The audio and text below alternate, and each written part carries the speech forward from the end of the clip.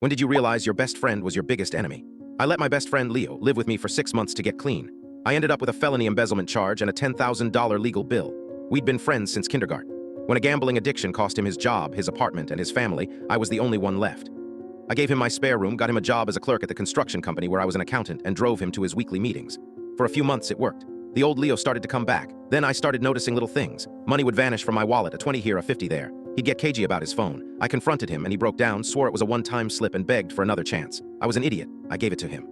One Friday afternoon, my boss, Mr. Davison, called me into his office. He looked grim. An internal audit had found that $5,000 was missing from our petty cash account.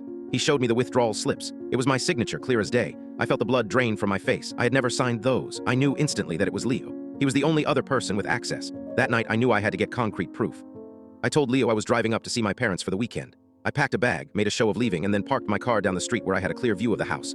Before I'd left, I'd activated a tiny nanny cam I'd bought online and hidden it on my office bookshelf. It streamed directly to my phone. I sat in the darkness of my car and watched. At around 11 p.m., the light in my home office flicked on. The video showed Leo sitting down at my desk. My heart hammered against my ribs. He logged into my work computer. He must have watched me type my password 100 times. He opened the company's financial software and with just a few clicks initiated a wire transfer from our main account to an online betting site registered in Malta. It was so fast, so easy. He was covering the cash he'd stolen by stealing even more, using my login to do it. I didn't storm in. I didn't scream. I just sat there in the cold car watching the grainy video on my phone and felt something inside me die.